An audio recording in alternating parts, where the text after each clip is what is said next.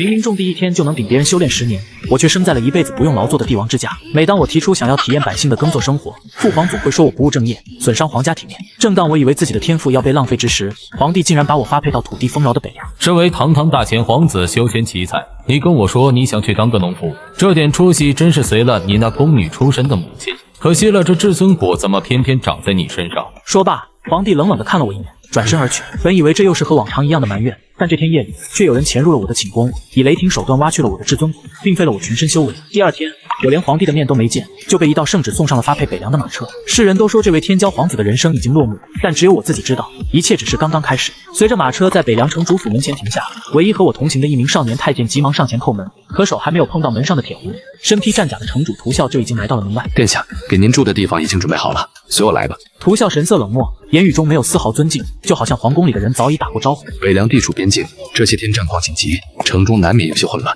久闻殿下喜欢摆弄些花花草草，这座茅屋背后就是2亩闲田，平常也没什么人过来，清静得很。殿下可还满意？涂啸并没有等我做出答复就骑马离去。见此情景，我身旁的小太监忍不了了。这破院子能住吗？欺人太甚！若是之前这种粗鄙之人，一辈子都见不了殿下一面，如今倒是摆出了一副主子模样，根本没有把殿下您放在眼里。听着这样单纯幼稚的话语，我淡淡一笑，安抚道：“小安子，世界就是这么现实，倒是连累了，跟我一起从皇城被赶到这。”闻言，小安子连连摇头道：“殿下千万不要说这样的话，能跟随殿下是我的福气。”我没有继续接话，而是来到茅屋里，拿起了一柄满是灰尘的锄头，不顾小安子的劝说，执意要去地里松松土。在锄头没入田地的一瞬间，一股气浪顺着我的躯体直窜而上。就那一瞬间，我就从一个毫无修为的凡人成功筑基，我本身的体质进化成了世间罕有的混沌神体。与此相比，先前失去的至尊骨简直不值一提。趁着这股势头，我又在地里忙活了好久，没有任何人看到。这时候的我身上缠绕着一缕缕金光，宛如一颗正要升起的太阳，似幻似真。等我从获得力量中的喜悦中回过神来，我已经在这茅屋里生活了大半年。这半年时间，北凉城还是老样子，大大小小的战乱不断，而跟随边境战局的变化，朝堂中各种势力也勾心斗角，互相攻讦。只有这座小院子过着难得的平静生活。虽然物质条件有些清苦，但我的特殊能力却已经被开发到了极致。我的锄头挖开土地，有概率爆出各种宝物，种下的每颗种子都相当于我的一个分身，浇灌施肥相当于千千万万个我同时在修炼。如今也到了收获的季节，在我将作物全部收割到院中囤积起来的时候，磅礴的灵力让我的身体发生了天翻地覆的变化。寻常修士几百年以难修成的化神境界竟然被我瞬间突破，而且这半年内获得的各种天地灵宝、绝世功法，让我的化神境界拥有了堪比化神巅峰的实力。如此实力在整个大前帝朝都算得上一流，但尽管如此，我还是决定继续修炼，毕竟天外有天，自己还不能完全横着走。至少半年前挖取我至尊骨的人就要比这个境界还高，藏在这个无人在意的地方继续种田依旧是当下最合理的安排。与此同时的城主府中，一个来报信的哨兵让涂啸脸色大变。大人不好了，天妖神朝派了一位元婴巅峰强者潜入到了城内，我们的人只是和他碰了一个照面，就损伤了几百名将士。涂啸闻言心中焦急无比，那可是元婴巅峰，自己只不过是区区金丹，如果对方是要来斩首他这个城主，就算城中有千军万马，那也拦不住。而且请出元婴级的高手出马，看来天妖神朝是要铁了心和大前掀起国战。想到这里，涂啸不敢迟疑，立刻命令手下前往京都求援，同时也下发指令，通知百姓出城避难。一时间，整座北凉城犹如狂风过地，一片狼藉。仍然驻守在城中的大军都做好了拼死一战的准备。涂啸躲在一处地下密室指挥全局，他倒不担心对方明着和他对决，即便这几十万大军全是贩奴，就是让他没完没了的杀，一天杀个几千人也够他杀几个月。他怕的是这个人就这么在北凉潜伏下来，时不时的搞些小动作，让所有人都活在恐惧之中。长此以往，军心溃散，北凉不攻自破。为今之计，就是不惜一切代价找到这人。然而，就这么僵持了几天，事情还是逐渐往最坏的方向发展。那名天妖神朝强者十分狡猾，每次现身的时间极短，并且都是直接释放杀招，造成大面积伤亡。即使攻击落空，他也会立刻远遁，恢复灵气。以将士们的肉身凡胎根本无从追击，只能是看着对方一而再再而三的消耗。几天时间，城中就出现了不少逃兵。正在涂啸坐立难安之际，一个士兵激动无比的将信件递了过来。大人，赵虎从京都带回消息，地下麾下的寒雕寺来了，今天晚上就能够赶到。他老人家跻身于元婴巅峰已经20多年了，天妖神朝那个该死的元婴，这下跑不掉。另一边，城南的一座茅屋边上，天妖神朝来的那位高手厉无涯正藏匿在这里。他睁开虎眸，眼中杀机流露。幸亏带了些丹药过来，等明天白天再杀他18000人，然后藏回这地方。想抓我，做梦去吧！这北凉城还有这么一处僻静的好地方，真是天助我也。心中拿定主意，厉无涯闭目凝神，开始恢复灵力。然而就在下一秒，一道声音响起。天妖神朝来的高手就是你。刹那间，厉无涯冷汗直冒，连灵气都走错了经脉。这地方居然还有人，而且是以他元婴修为不曾察觉到。慌乱之下，他当即喝道：“是谁？出来！”话音落下，我的身影缓缓从茅屋中走出，穿着粗布衣服，住在这种破地方，种种迹象都表明，眼前之人只是个普普通通的农夫。但方才轻蔑的语气又让厉无涯不敢轻举妄动。见他吓得不轻，我缓缓开口：“回去告诉你们国主，想闹事最好再等几年，坏了这么好的地方，后果你们可担不起。”听到这番话，厉无涯炸毛了。不过是个20来岁的小毛孩，就算有点修为，也由不得你这么目中无人。暴怒之下，厉无涯骇然出手，元婴强者的气息直冲云霄，吸引了城中那些巡逻士兵的视线。快，城南小院，快去禀告城主大人。而与此同时，我缓缓抬手，一枚院中的枯叶漂浮到了我的手中。下一秒，这叶子携带着强大的威能爆射而出，正向我攻来的厉无涯先是一愣，紧接着感觉到自己胸口传来一阵剧痛。他低头看去，却看到一个磨盘大的巨洞，自己居然被一枚枯叶贯穿了。还没来得及做出任何反应，他已经失去了生机。一代元婴强者，几百年精纯修为化为乌有。直到几分钟之后，收到屠啸命令的士兵才赶到了院子。看到躺在地上的尸体后，屠啸瞬间觉得头皮发麻。那个横冲直撞把大军吓破胆的妖魔元婴竟然真的死了。屠啸眼神扫过一旁的凶器，那片平平无奇的枯叶依旧散发着澎湃的力量，一片叶子就能杀掉一尊元婴强者，这是何等恐怖的实力！北凉城居然还有这种存在。心存疑虑的屠啸环视四周，企图寻找线索，但这院子让他有些熟悉，却又想不太起来，只好带走尸体回去慢慢研究。而等到屠啸的人马走后，屋中的小安子这才松了口气，对我说道：“殿下，你怎么突然就要强出头？难怪前几天我让您和百姓一起逃的时候，您一点都不在意。您到底是什么时候练就这般实力的？”小安子回想起过去的半年时间，我不是在忙农活，就是在屋里休息，既没出过门，更不可能得到什么机缘，居然就成了在大前帝朝都难得一见的化神期强者。我看他这副样子也略显心疼。这小太监跟随我到此半年时间，依旧每天恭恭敬敬的侍奉，完全没有因为我地位低下而心生埋怨，这已经足以让我把他当作心腹。拿定主意，我大手一挥，一枚丹药裹挟着汹涌的灵力被送入小安子的口中。这是我在锄地时获得的宝物之一，如果常人毫无防备的吞下，绝对会爆体而亡。但现在有了我化神期修为作为引导，直接硬生生将小安子从一个凡人拔升到了金丹初期。紧接着我又掏出一本功法，同样是从地里挖出来的，这功法唯有阉人可以修炼，我留着也是无用，便赏赐给了小安子。只要他按照我的吩咐加紧修炼，用不了1年时间，他也能跨境元婴。等时机一到，反攻京都，报仇雪恨，到时候小安子也能成为一大助力。另一边，在北凉城门处，屠啸带着麾下的精锐来迎接一位大人物。随着马车帘子掀起，一张阴柔的脸出现在屠啸的眼中。40多岁，但肤色雪白，从头到脚都散发着令人颤抖的寒芒。屠啸拜见韩公公。韩雕寺微微一笑，回了个礼。一行人朝着城主府走去。在了解了事情的原委之后，韩雕寺起身道：“屠大人所说，这妖魔高手是被枯叶所杀，能有这种手段的，必然是化神期强者。既然北凉的祸患已经拔除，那咱家也没有必要继续留在这儿。不过这不远千里来一趟，还是得去看看那位皇子现在如何。”话音一落，屠啸心头猛地一震，皇子，他怎么把这人给忘了？半年之前至尊谷被夺，从京都被发配北凉，如今早已淡出了众人的视线，就连自己都想不起来有这么一个人。但现在从京里来的韩公公却突然提起，难不成陛下回心转意了？要是这位皇子重新受宠，到时候想找他一个边境城主的麻烦，这罪责他可担当不起，只能祈祷韩公公此行是另有目的。夜幕下，韩雕寺带着几名随从静悄悄地来到了我所在的小院。看到来人的面容，我有些意外。自小在皇宫生活的我，当然认识这个天子身边的红人，但以往他都是一副卑躬屈膝的模样，仿佛天生就佝偻着腰。可现在出现在我面前的韩雕寺却站得笔直，眼神中也满是傲气。殿下，您还真是有当百姓的天赋。听着这番阴阳怪气的话，我并没有动怒。随着修为的提升，我的心境也上升到了新的层次。能见到京城来人，我最先想到的是从他的口中套出来一些京都那边的近况。拿定主意，我眼睛微眯回应道：“按韩公公的意思，我这百姓等等，让大家都很满意。”韩雕寺并未搭话，而是转过身看向了小安子。跟着殿下的小奴才都修到金丹了呀，算起来也不过是半年时间，看来是得了什么机缘。虽说区区金丹掀不起什么风浪，但咱家还要劝殿下一句，别做这些无谓的打算。身为皇子，如此苟且偷生，让天下人怎么看？昔日你领了旨意到这边境，真以为陛下是让你当个百姓？身为陛下的儿子，既然成了废物，那也该在这边境战场以身殉国，还不算给皇室的脸上抹黑。届时或许以陛下的恩德，还会让殿下入地陵。可是半年了，殿下还是没有领会到这层意思。既然如此，只好让咱家亲自动手。听完这番话，我依旧平静地抿了口茶。啰啰嗦嗦解释这么多，看来被我下手是韩公公自作主张。话音一落，韩雕寺眼中杀机爆闪。咱家跟随陛下多年，最清楚陛下的心思。换句话说，我的意思就是陛下的意思。说罢，元婴巅峰的气息瞬间爆开，韩雕寺五指成爪，直奔我的头颅，手指间有灵气环绕，却喷涌出极寒之力，甚至将四周空气都给凝固了分毫，气势骇然，手段不凡。半步化神期不过如此。我眼中闪过一抹失望之色，这便是大前陛下麾下令人闻风丧胆的鹰犬。垃圾！杀至到我面前的韩雕寺勃然大怒，身为半步化神期的他，从没有任何一人敢如此的嘲讽他，不过如此。殿下一心找死，咱家便成全了你。乳爪再次猛握，一股灵力顺着掌心轰然炸开，气浪席卷着将我的衣角都荡漾了起来。可我的脸上却没有丝毫神色变化，一双眸光古井不波。我伸出一指，简简单单一指点杀而出，轻飘飘落在了寒雕四五爪上。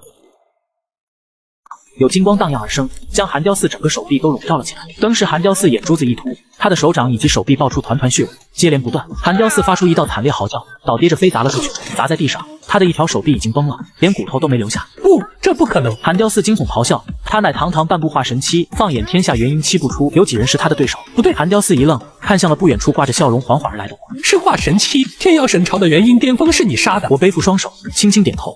看来还不算太傻，承认了。寒雕四没有任何犹豫，仓皇爬起来跪在了我面前。殿下，饶了老奴的命吧！从今以后，老奴就是殿下的狗，最忠诚的狗。我对殿下有大用处。寒雕四叩拜，口称老奴。从咱家到自称老奴，简简单单2个字的变化，却将寒雕四心中的惊恐诠释得淋漓尽致。这条大前陛下脚下的鹰犬，如今仓皇发荒，从被挖至尊骨沦为废人，到现如今成为大宗师。想想过程，仅仅3年的时间，寒雕四无法想象这3年的时间到底发生了什么，会造就我如此的巨大变化。化神期之境，在八国疆域已经堪称是举世无敌了。放眼化神期者，哪一个不是年入100岁以上？即便是古籍之中，也从没出现过帝都中的九公主以18岁芳龄踏入元婴，已经引起诸国震动。甚至她的未来在无数人眼中将会成为八国疆域的一个奇迹。这也是为什么大前陛下会考虑把偌大的大钱传给他。18岁的元婴已经堪称神迹了，那么19岁化神期呢？给我一个理由。我淡淡的看着寒雕四，我的眼神让寒雕四恐慌。说不出理由。寒雕四心头咯噔，连忙再次叩拜。老奴这些年效力于陛下所掌握的情报，熟知的信息，将会是以后殿下登基路上最重要的帮助。以殿下之雄姿，再加上老奴尽心尽力辅佐，老奴敢保证，我回去之后，陛下立即会召殿下回去继承大统，非殿下莫属。寒雕四将自己的作用描述的重要无比，大统之位，多少人虎视眈眈的盯着，有寒雕四助力的话，成功的可能性会骤增几倍，丝毫不夸张。可是寒雕四的这些话根本没有让我有任何神色变化，这样的一幕令寒雕四心头瞬间慌了，他没底气了。你觉得我对大前的皇位很重视？我嘲讽开口。这一刻，寒雕四脸上毫无血色。一个不足20岁的化神期会对一个王朝王位觊觎，可笑滑稽。以我的天赋，即便是突破到化神期之上，也应该是板上钉钉了。到那个时候，我就是八国疆域的神，王位在我眼中就是个屁。所以大前王朝的王位对于我而言根本没有任何吸引力。而寒雕四竟然还可笑的认为自己的资本能让我留情，还有理由吗？若是没有，我便送你上路了。我的声音多了几分冷冽。寒雕四吓得咣咣叩头。饶命，殿下饶命啊！老奴怎么说也是陛下的鹰犬，若是殿下杀了老奴，该怎么对陛下交代呀？事到如今，他搬出了大前陛下，而我却是笑了。聪明如你，怎么会搬出这么个理由？你觉得我需要给陛下怎样的交代？另外，即便是你死了，没人会觉得是我杀了你，而会觉得是天妖神朝。寒雕四听罢，体内生机仿佛被抽空，直接瘫在了地上，面如死灰。完了，彻底完了。行了，送你上路吧。我轻飘飘一掌拍在了寒雕四的脑袋上，旋即收手。寒雕四则倒在了地上，瞳孔已经涣散，没出血，没惨叫，就这么诡异的死了。我的灵力渗透到他的脑海中，将他所有生机全部剥夺。几具尸体不吉利。我摇摇头，手掌一挥，3具尸体直接飘飞出去，飞落在我的小院1里外，悄无声息，没有任何动静。之后，我转身回屋。1天之后，帝都震动，大前陛下最为锐利的鹰犬之一寒雕四惨死于北凉城内，被天妖神朝巨头所杀。大前陛下震怒，朝堂骇然一片。所有人，包括屠枭在内，没有人会觉得寒雕四是被我所杀。他的死在第一时间就被按在了天妖神朝头上。毕竟半部化神期的寒雕四本身已经无敌，天妖神朝与大前的关系冰冷到了极点。先是元婴巅峰入城袭杀，紧接着诛杀寒雕四3人，这已经是在挑衅大前的威严，触怒了大前陛下的底线。于是两国大战，北凉再次成为了世人焦点，两国之间胜败各有。而且这一次的战争绝对是前无仅有的，双方的元婴强者加起来超过了50位。国战，真正的国战，两国打的是昏天暗地，可对于我来说根本没有任何影响。我签到签的是舒舒服服，收获颇丰。长期签到的时间越长，我所得到的奖励就越好。1年的时间，我又得了不少神通以及数不清的丹药。化神期之境早就被我给熬炼到了巅峰，而且若不是为了稳扎稳打，我早就踏破到下一个境界，完美。每一个境界，我都要求真正的完美，不能有任何缺陷。我很清楚，一旦有丝毫缺陷，将会对以后的道路产生巨大的影响。而这1年的时间，小安子也在我的资源倾斜下，彻底踏入到了元婴之境，而且还是元婴后期，修炼速度之快让人震惊。当然了，若不是我一直把控着不让他突破太快，现在的他恐怕早已经不知道到了什么境界。宿主成功签到，奖励祖屋精血10滴。系统的声音缓缓响起，祖屋精血，我顿时大喜，这可是至宝吗？签到4年了，我得到的东西有好有坏，强如太古祖龙诀，可祖屋精血这种只存在于神话中的至宝还是第一次见。蟠桃那玩意和祖屋精血有可比性吗？而且还是10滴，是时候突破到炼虚了。我深吐一口气，眼中有着熠熠神采。何为炼虚？人出生时一身血肉没有经过天地浊气最为精纯，而武者之路，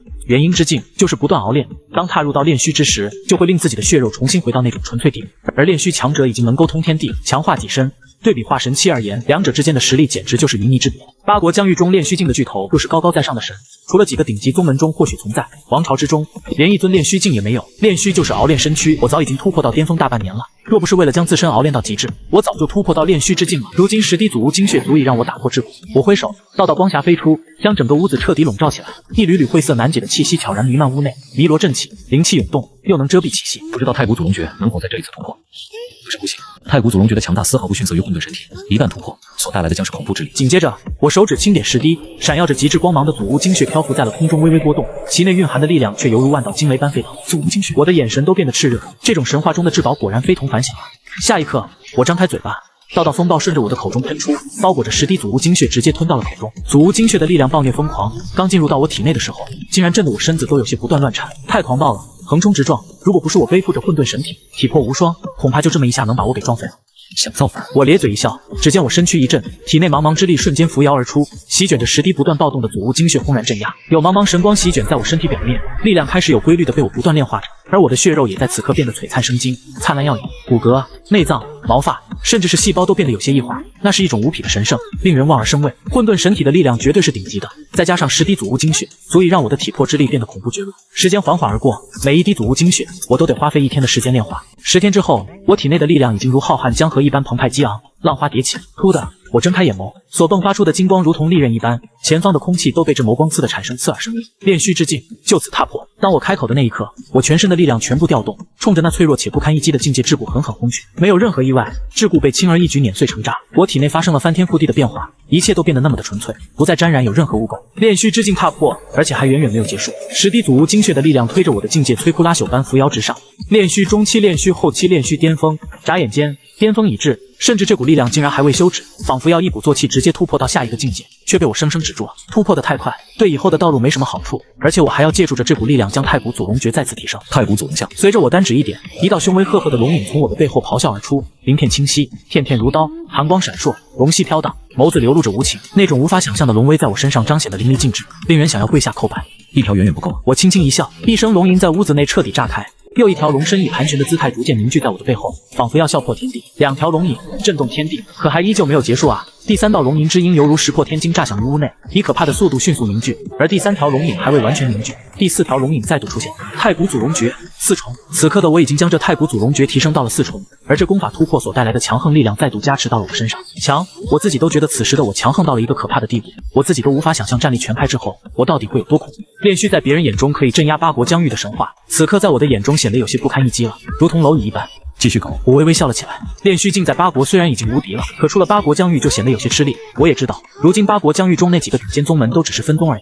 突破到了炼虚，我继续恢复到了往日的生活中。至于大前与天妖神朝的战争依旧在继续，城池中乱纷纷，可对我而言没有丝毫的影响，只要让我苟着签到就行，其他的与我有什么关系？一天，小安子来到了我面前，此时的他早已经不是那个稚嫩的小太监，而成了高高在上的元婴，一身气血，强横气息，虽然依旧有些阴柔，可却令人毛骨悚然。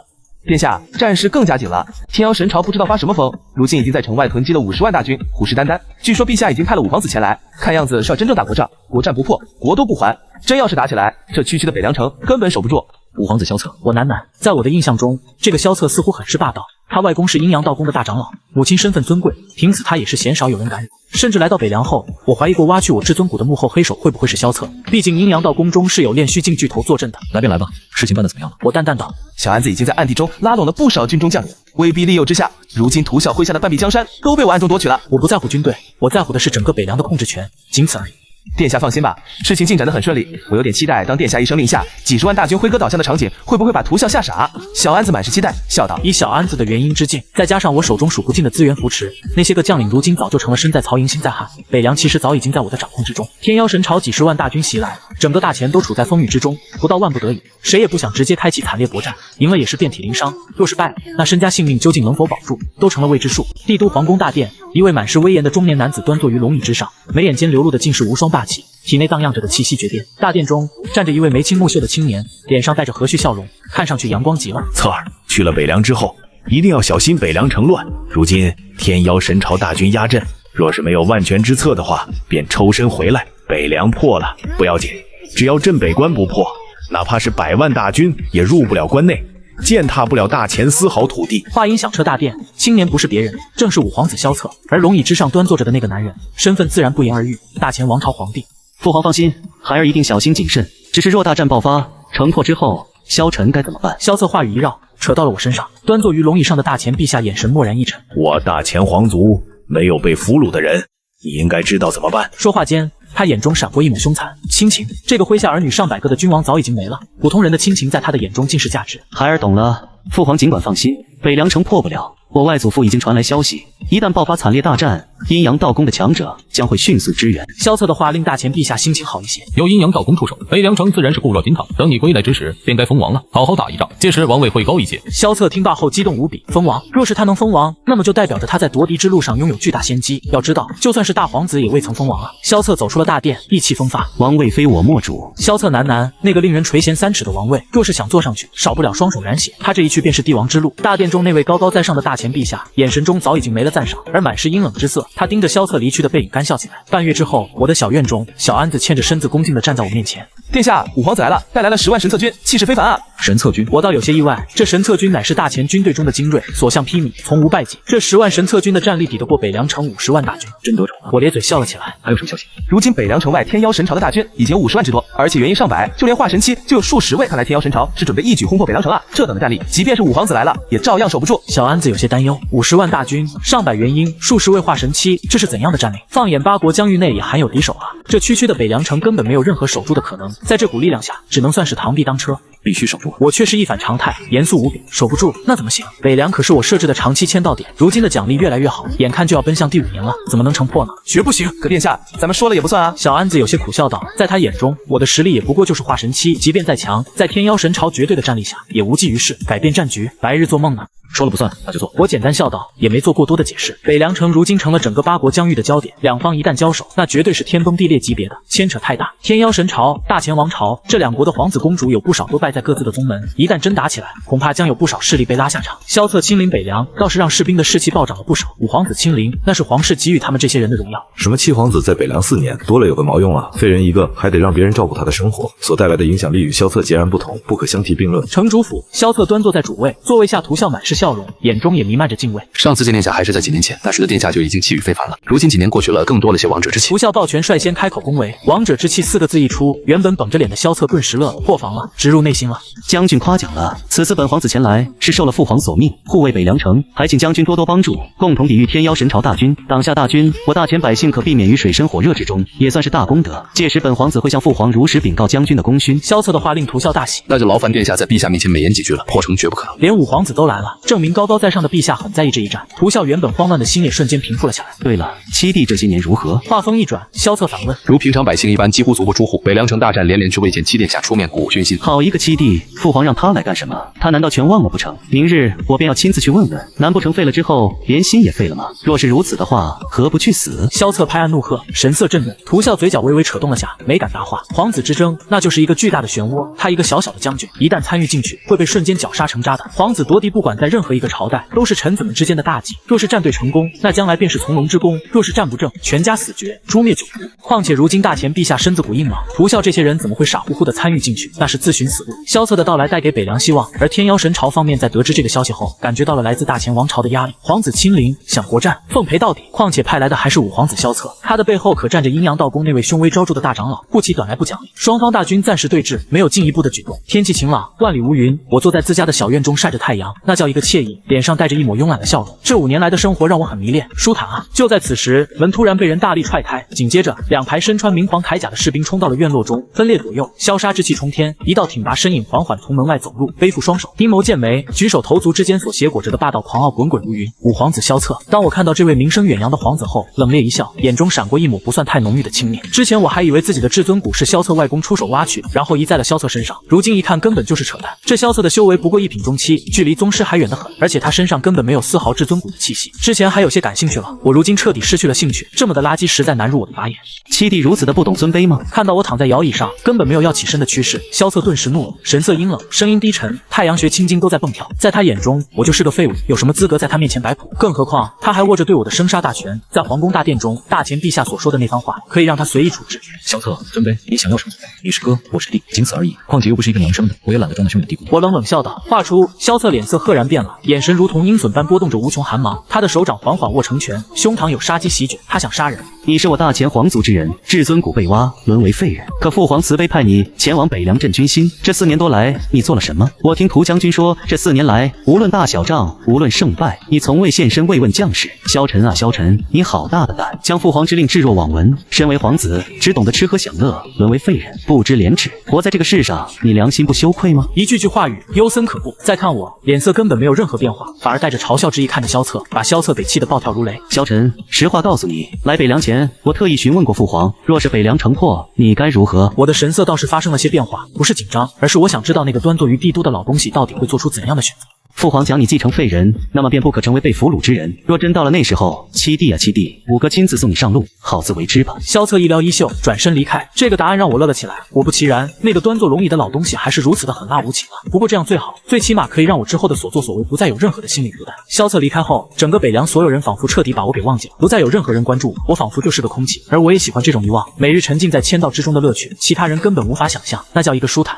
宿主签到成功，获得奖励神通不灭金身王级。宿主签到成功，获得奖励神通落日剑法王级。宿主签到成功，获得奖励龙肝凤胆。宿主签到成功，获得奖励诛仙剑仙级。签到的幸福没有任何人知道，那种不劳而获的感觉让我每天都心情舒畅。而且随着时间的推移，我的奖励也越来越好，神通、天才、地宝、法宝品质越来越高。3个月后，大战爆发了，两国的重兵都在北凉城外对峙着，每天所消耗的军粮钱财都是一个天文数字。若是再不打，耗也把2大王朝耗死了。养精蓄锐的3个月让第一战就显得石破天惊，元婴化神者纷纷出手。1天的时间，北凉城外的大地都被鲜血染红，刺鼻血腥味道冲天，尸骨成山的城外显得萧瑟凄凉。站在城墙上，身着金黄战甲的萧策擦去眼角的血，满目狰狞。殿下，对方来势汹汹啊，咱们这点实力挡得住啊？涂啸很是担忧的道，双方的力量实在悬殊太大，对面上百元婴，数十位化神期，再看看他们这里，元婴50多位，化神者6位，而且一半都是阴阳道宫的支援，顶尖战力的差距让北凉岌岌可危。不管怎样，必须守住。我立即给父皇和外公写信，让他们派强者过来，北凉城绝不能在短时间内破。萧策低喝道，城绝不能破，他还指望着北凉一战封王。若是连几天都坚持不了，别说封王了，他萧策在朝堂的威信将彻底崩塌。若是到了那种地步，还谈什么染指王位，恐怕都是虚幻了。所以无论如何，哪怕是把阴阳道宫搬过来，他也必须保住北凉城。看着萧策满脸的疯狂，涂啸心头猛地一颤，他想到了一个可怕的想法，那位高高在上的陛下派萧策过来到底意欲何为？他也听说了，这一战若是胜了，萧策恐怕就会被封王。可是他萧策凭什么？是大皇子不如他，还是九公主不如他？为何偏偏选定他萧策？论实力，论背景，与大皇子、九公主都有些差距。阴阳道宫是很师兄，可萧策外公只是大长老，而非是宗主啊。由此一想，涂啸竟然有些不寒而栗。封王会不会只是一个噱头，就是为了把萧策骗到北凉，让他尽心尽力，甚至利用阴阳道宫的力量拼死一战，守护北凉？毕竟按照眼前的形势，北凉城根本守不住，而且即便是北凉破，还有镇北关呢。若是天妖神朝的力量在北凉得到了耗损，那么势必撼动不了镇北关。涂啸觉得头皮发麻，这等的帝王心术简直被那位可怕的陛下运用到了极致，连自己儿子都给坑了。第二天，天妖神朝继续发起了疯狂的猛攻，死伤惨烈，半边城墙都倒塌了。天妖神朝的军队如同蝗虫一般杀了进来，好在北凉大军浴血一战，勉强才将天妖神朝的攻势打退，北凉守不住了。铠甲2天未卸的萧策坐在城主府中，眼中略显空洞，他双手捧着一封书信，手在微弱的颤抖。书信是从帝都传过来的，是陛下的亲笔，意思很简单，强者马上就派，可是抽调需要时间，在这期间一定要确保北凉城安然无恙。若是能击溃敌军，萧策立即封为幽王。萧策的心彻底凉了，现在他若是再看不出来这其中的权术矛盾，那他就真成傻子了。他的父皇分明让他来送死，王八蛋！萧策一把将自己麾下的椅子拍得粉碎。北凉的危险与否，对于我而言没有任何影响。如今大军还未入城，就算是入了城，我也可只手镇压。当天晚上，阴阳道宫的援军到了，9位化神者，62位元婴，上百位一品高手，如此恐怖的阵容，几乎是把半个阴阳道宫给翻了过来。而如此浑厚的力量，也让萧策那颗冰凉的心再次燃烧起来。战意彪炳，那位大前陛下不是让他来送死吗？那他就偏偏把天妖神朝大军轰退，他倒要看看那位大前陛下到底该怎样择选。天下悠悠，他敢不给？骑虎难下之时，便是他萧策封王之日。阴阳道宫力量切入，对于北凉而言绝对对是一个天大的好消息。最起码北凉城短时间内不会攻破，战事每天都很激烈，死伤惨重，100万大军碰撞，即便是元婴也陨落不少，哪怕化神者在100万大军之中也有陨落的可能。所以北凉一战对于整个八国疆域而言都是惊天动地。宿主签到成功，重奖励鸿蒙紫气一道，恭喜宿主在长期签到地签到5年，奖励东皇钟。当系统声音响彻之时，我眼神瞬间通红。鸿蒙紫气，东皇钟，这奖励绝巅了。长期签到地时限已满，请宿主设置其他长期签到地，北凉已不能再作为长期签到地设置。当我还沉浸在激动中时，系统的声音再次响起：北凉这个长期签到地作废了。告系统，长期签到地最长只有5年。我连忙问道：该死的系统之前也没有解释过长期签到地只有5年时限。时限一过，宿主需要另外设置其他签到地。系统的解释让我有些沮丧，好不容易苟了5年，原本想着再苟个10年20年的，届时天下无敌那幅画面想想就让人心动。如今可好，北凉这个美梦破碎了。借助这鸿蒙紫气踏入到大成之境再说。我深吸一口气，沉声喃喃：既然北凉不能再长期签到，那就先突破到了大成之境。这八国疆域乃至于之外的世界，我也浑然不惧。大成炼虚之上，王恩泽四海，威压八方。大成境搁在这八国疆域，就是传说中的神，偶尔会有武王从之外的疆域路过，届时八国疆域中生灵皆要俯首叩拜。王境的强大让人绝望，生不出任何希望。一抹鸿蒙紫气出现在屋内，刹那间满屋紫光闪耀。与祖屋精血不同，这鸿蒙紫气暖洋洋的，让人感觉不到任何的爆裂。可一道鸿蒙紫气却比10滴祖屋精血的能量更加恢宏。这玩意可是神话之中成圣的基准，可想而知究竟有多么的恐怖。弥罗阵，没有任何犹豫，我单指一点，阵法遮天落下。如今这北凉城外强者如云，若是不以阵法笼罩鸿蒙紫气的能量，还不得引得这些家伙彻底发狂。吞！鸿蒙紫气顿时入口，刹那间满屋紫气荡漾，我身上开始爆闪，有七彩神光茫茫闪现，此起彼伏，将我衬托得如同不似凡尘的神。与此同时，混沌神体与太古祖龙诀彻底开启，疯狂地炼化着鸿蒙紫气，我的气息也以一种肉眼可见的速度在疯狂地暴增着。1分钟后，武王的力量如同惊涛骇浪般破空而生，澎湃不止，震得屋内弥罗阵都出现了丝丝的裂缝。可这也仅仅只是开头，修炼无岁月，绝不只是空谈。我彻底沉浸在了炼化鸿蒙紫气的美妙中，而我的境界也在以一种平稳的速度不断突破着，甚至连每日的签到我都忘了。3个月眨眼变过，对于北凉城而言，这3个月着实难熬，不知道有多少次北凉城都只差分毫就会被彻底攻破。天妖神朝加大了力量的投入，甚至也拉下了宗门登场。如今的北凉就是一片炼狱。1个月前，大前陛下的援军终于到了，可却仅仅只有10万神策军以及30多位元婴，仅此而已。这种力量对于北凉战场而言就是杯水车薪。城主府，阴阳道宫几位大宗师满脸阴沉，萧策，退兵吧，北凉城守不住了。这几个月以来，阴阳道宫的损失极为惨重，宫内已经开会决定要撤军了。一位大宗师沉声开口，这番话将原本就心神不安的萧策彻底压垮。阴阳道宫要退了，强如阴阳道宫也扛不住这几个月以来的损失。元婴死了几十位，甚至连化神者都陨落了1位。若是因为阴阳道宫自己开疆扩土，或者血战仇人，哪怕是葬身血海，这些人也绝不会有不满。可现如今他们的血战有什么意义？为了大前王朝，屁！萧策脸色难看得很。阴阳道宫要退兵的消息，他外公已经传信给他了，他只有浓浓的凄凉与无助。阴阳道宫若是撤退，这一战根本就不必再打下去，不可能有任何赢的希望。封王，他如今的路只剩下一条，那就是灰溜溜的回到帝都。封王之事对他而言，已经只剩下耻辱可言了。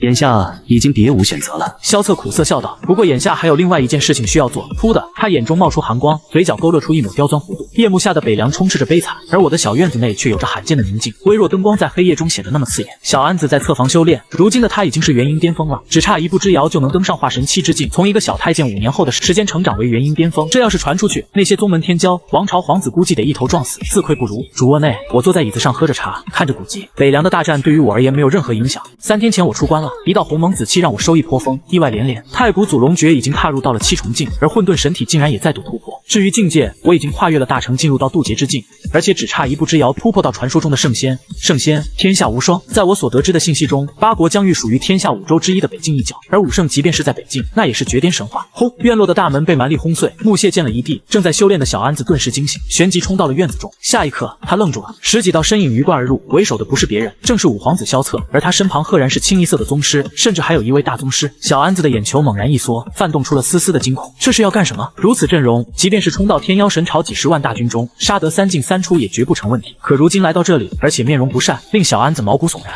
小小太监想挡本皇子的路？萧策狰狞笑道。他背后一尊宗师悍然出手，纵身杀出，一掌拍向了小安子，掌风滚滚如浪，似乎要一掌把小安子毙灭。找死！看着杀来的宗师，小安子眼中爆发杀机，一位元婴中期的家伙竟然敢对他出手，这是找死！电光火石间，小安子一拳砸出，澎湃的阴柔之力破空杀去，狠狠轰在了宗师身上，直接杀穿了他的胸膛，有血雾爆开，宗师倒下，鲜血迅速形成血泊，看得萧策等人脸色顿变。宗师巅峰，面前的这个小太监竟然是可怕的宗师巅峰，这不可能！萧策怒吼，内心竟是不可思议。可能不可能？都出现在了你的面前，你来此想要做什么？给我一个合理的解释。我的身影从主卧缓缓走出，一袭白袍，风轻云淡，身上流转的气息有些出尘。闲庭信步的我仿佛是不染尘世烟火的仙境，步步生莲，言出法随。萧策瞳孔剧烈波动，他压下心头的震撼，旋即狞笑。萧晨啊萧晨，不得不说，你的狗运气真的很强，自己废了，可自己麾下的狗却成长为了宗师巅峰，看来这便是你的底牌。可你觉得他能保你无恙？萧策傲然笑着，宗师巅峰出乎意料，也确实很强。可他来时为了白土带了如此浑厚战力前来，没想到弄巧成拙，反而保下了自己的命，让自己立于不败之地。你到底想做什么？我有些不耐烦地问道。来做什么？自然是送你去死。萧策轻蔑摇头。北凉守不住了，阴阳道宫要退兵，父皇又不派强者支援，所以北凉城破已经是无法扭转的局势。在我离开之前，必须要杀了你啊！父皇的命令，我怎能不遵从？而大前皇室也不允许有人被俘虏，耻辱绝不能有。为了杜绝，我只能忍痛送你去死了。萧策脸上故作悲痛。殿下，快走，他们交给我。小安子脸色骇然，想杀萧晨，只要他还活着，绝不允许有人对萧晨出手。还是那句话，忠心可嘉，可这件事情却不用你出手。我背负双手朝前缓缓走去，杀他却是送死。好一个忠肝义胆的奴才，好一个临死不惧的主子，这份情谊可让我看得感动无比啊！既然如此，那今天晚上便送你们两人一起上路，也好让你们有个伴。到了阴曹地府，不用感谢我。萧策嘲讽笑道，他摆了摆手，十几位元婴齐齐出手，一半冲向小安子为了牵制，而一半杀向了我。如此阵容已经给足了我面子，死而无憾了。想杀我无非是要泄愤，带来强者不过就是炫耀，可你却不知，小丑竟然是你自己。缓缓踱步的我面色古井不波，我伸出一根指头点在半空之中，有道道金光荡漾着涟漪而生。原本扑杀出去的十几位元婴，在金光荡漾之下，赫然全部被定住了，形态各异，眼中涌现络绎不绝的骇人。他们竟然被定在了半空，动弹不得。什么？守护在萧策身旁的化神者看到这一幕，吓得肝胆俱裂，脸色苍白。这是什么手段？炼虚期？不，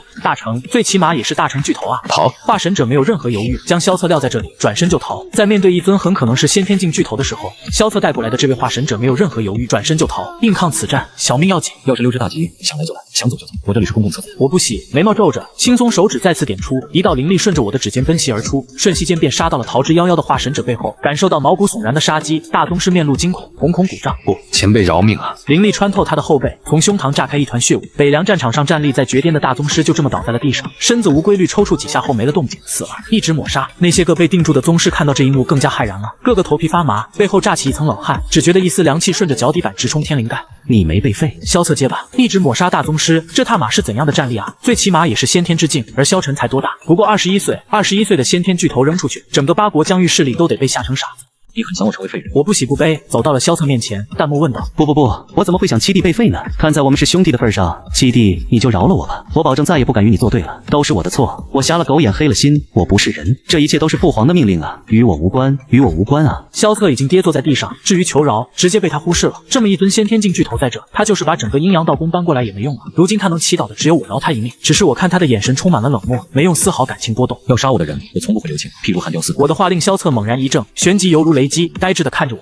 韩公公，是你杀的，是你杀的，可笑，真是可笑啊！我们所有人竟然都以为你是个废人，父皇居然还想着要杀你，原来我们这些人才是傻子，才是蠢货啊！萧策狂笑，笑得满眼泪花。谁能想到那个5年前被贬北凉，至尊骨被夺，被认为是废人的萧晨，如今却成了高高在上的先天强者。其实我不是先天，我眸光陡电，萧晨如刀。不是先天，萧策猛啊！不是先天是什么？我是节气。这一刻，所有人的脑海中全部一阵轰鸣，这个尊位他们只在那些古籍上听到，而如今我竟然说我是节期。好了，该送你们上路了。我抬掌，有漫天金光在半空之中凭空而现，随着我手掌缓缓压下，金光宛如雾气朝下压去。当金光碰触所有宗师以及萧策的身子，直接崩成血雾散落在地上，血腥味道刚要冲天，却被金光泯灭，一切消散，消弭无形中。小安子目瞪口呆，看着我神乎其神的手段，他的心脏不争气，剧烈跳动着。刚才我施展的神通让他连脑补的勇气都没有，反掌间震杀一片，这便是殿下的真实实力。打扫干净，你的境界有些所迫，明天突破化神期吧，我帮你看着点。我说罢转身回屋。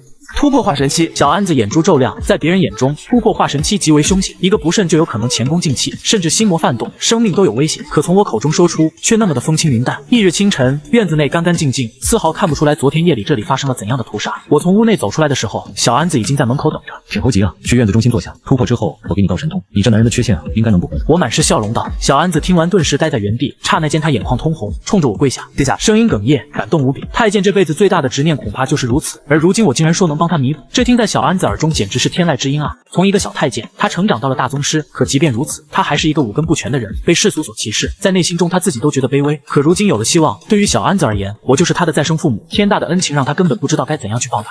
行了，赶紧盘坐下来，我因为心态，否则的话话，一会儿走火入魔了，哭都没地方哭。走火入魔4个字令小安子心头发颤，不敢耽搁，连忙走到院子中央处盘坐下来，稳住心态后，他长出一口气，运起葵花宝典的法门，调动起体内灵气，有灵气从他体内荡漾而出，如同涟漪，浑厚精纯。比起一般的元婴而言，要强横足足1倍之多。葵花宝典的精妙，再加上我这几年来赐予的丹药，让如今的小安子真正触碰到了元婴境的天花板。这枚玄心丹应该能将你推入化神期之境。我屈指一弹，一枚米黄丹药飞出，丹药飞在小安子头顶后直接炸开，仿佛雨雾一般落在了小安子身上。那浓郁的灵力令小安子贪婪吸收起来，在吸收的那一刻，小安子的气息暴动了，竟然不由自主地冲着化神期的桎梏疯狂撞击。丹药之力还充裕得很，恐怕半枚就足以让小安子叩开桎梏。我满意的笑着点头。可就在此时，城外突然传来一声震天鼓声，惊天动地，击穿苍穹。小安子哇的一口鲜血喷了出来，神色萎靡，被这鼓声给震得灵气暴动，差一点经脉崩死。看到这一幕，我脸色陡变，食指连点，道道盎然灵气飞出，带着滚滚生机将小安子笼罩起来。灵气笼罩后，隔绝了外界的一切波动，这才让小安子的脸色迅速恢复了起来，气息稳定，气色红润。紧接着，虚空之中再次响起惊天鼓音，将小安子笼罩的灵气微微波动几分，没有任何崩溃。我眼神有些冷冽，瞳孔也在此刻化作了一片诡异黑色。幽冥神瞳就是之前签到所得到的神通之一，上观苍穹，下视九幽，一切皆不能挡，能看清本质，无视幻术。城外大战已经爆发，天妖神朝几十万大军满是疯狂，不畏生死，冲着北凉杀了过来。而在半空之中，赫然浮着一人，身材魁梧，赤着上身，皮肤黝黑，如同一尊战神般。他面前搁置着一张鼓，双手正在剧烈雷动，每一道鼓音传开，北凉的士兵都是身躯一震，更有甚者口吐鲜血，惨烈倒下，更别提一战了。灵宝，我暗暗点头，这家伙面前的鼓是一件灵宝，怪不得能够引动天地之力，令北凉大军节节败退。看来天妖神朝是势在必得，连灵宝都拿了出来，是想一举将北凉轰破。我冷冷笑着，天下间有器物凝聚天地之气，幻化成宝，强者蕴含有天地大道，能引起天地之力，称之为灵宝。而灵宝之上则是法器、道器、王器、仙器。八国疆域内，一件灵宝就已经可以作为镇国之宝，镇压八方山河。至于法器，已经属于罕见。如今天妖神朝将一件灵宝搬到战场之上，狼子野心勿用多问。我若再不出手，北凉城保不住了。我微微摇头，眼中有着思量。若是之前北凉还是长期签到地的时候，那么我已经出手。可如今这里已经不再作为签到地，所以城破不破对我而言好像没有任何影响。想到这里，我看向了气息涌动剧烈的小安子。虽说突破绝没问题，可应该需要足足1天时间，而北凉能守多长时间？半天。我思虑之时，北凉城墙上涂啸的脸色已经焦急且难看，看着前方黑压压的人群，如同洪荒野兽一般杀来，他心惊胆战。五皇子呢？怎么没找到？还有阴阳道宫的强者到底躲去了哪里？该死的，若是再不来，连一炷香的时间都坚持不住。涂啸咆哮，他身旁的士兵已经是满脸死灰之色，仿佛一具具没有尸体的行尸走肉，机械地挥舞着手中武器与天妖神朝大军拼杀，赢已经绝无可能了。大秦的垃圾们，你们必死无疑！即便是天王老子来了，今天也救不了你们！杀杀杀，兔崽子们，给我杀！虚空中擂鼓的大宗师巨头狞笑不断，大战已经没有了任何扭转的可能性。天妖神朝大军一旦轰破北凉，那么会在半天之内杀到镇北关。一旦镇北关破，那么整个大前王朝将彻底暴露在天妖神朝面前，肆意践踏，进退自由。一旦吞并了大前王朝，那么天妖神朝的实力绝对会一跃成为八国疆域巅峰，摇身一变成为霸主。想想就令人激动万分，建功立业就是现在。给我杀！兄弟们挡住，绝不能让天妖神朝的杂碎杀进来。一旦北凉失守，那么我们的家人朋友绝对会死在这些畜生的屠刀之下，我们绝不能退，拼死一战，杀一个不赔，杀2个稳赚，咱们不能让这群畜生看扁了。杀！双方大军彻底发狂了，一方为了建功立业，开疆扩土，福荫子孙；一方为了保家卫国，身后家人不受欺杀，浴血奋战。这一刻的战场是极度可怕的，双方人所爆发出的杀意，甚至连虚空中那位大宗师都被影响到，擂鼓的速度都在迅速的变慢。他震撼地看着下方如同蝼蚁的人群，狠狠碰撞在一起，心脏猛然一颤。凡人很弱，可他们却拥有着比肩武者的无匹信念，无法被轻易摧毁。战场如同一个巨大的绞杀器，将所有人的性命全部都吸到其中，而后开启绞杀模式，涂炭生灵。城墙上，涂啸一刀劈出，如同瀑布般的刀芒，轰飞了上百个天妖神朝士兵。可他却脚下一软，直接单膝跪地。幸亏手中杵着单刀没有倒下，体内灵气的剧烈消耗已经无法支撑眼前如此惨烈的战斗。涂啸眼中也浮现出了绝望之色，他回头望了一眼帝都方向，忽然狂笑起来。陛下，难道我们这些人就不是大前的臣子吗？失望、疯狂、暴怒，一丝丝情绪充斥在他的胸腔内。北凉被抛弃了，而五皇子不知道是死是逃亡，阴阳道宫的强者也离开了。至于帝都的援军，根本不用再期待了，他们这些人已经被抛弃，除了拼死一战，损耗天妖神朝大军的力量之外，已经没有任何价值了。死是他们唯一的归宿。将军，咱们逃吧！涂啸身旁2位副将慌乱开口。逃！涂啸眼中闪过一抹震怒，他挣扎着从地上站起，摇摇欲坠的身躯面对着数不尽的敌军，依旧挺拔。战士出征，以马革裹尸为荣。北凉几十年，咱爷们的肩膀上扛着的不仅仅是荣誉，更是责任。我们身后是数不尽的家乡，是我们的父母的亲。今天我们不为陛下而战，不为大秦而战，为自己荣耀，为军人而战，为家乡父老，为血染的荣耀。北洋二郎上！单刀擎天，直指东南。战不休，杀杀杀！北凉众将悲愤狂喝，声音震彻苍穹，不绝于耳。与此同时，持刀立于城墙之上的屠啸，浑身气息狂涌，眼神晶亮，即便浑身是血，却遮掩不住凶狂。宗师气息从他体内扶摇冲天，他突破了，屠啸突破了。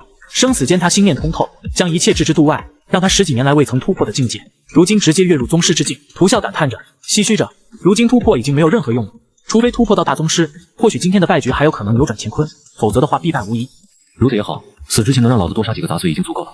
老天对得起我。屠啸狂笑，他携裹着新晋的宗师之力，直接杀入到了人群之中，手段尽出，竟然杀得四周天妖神朝士兵不断崩溃着。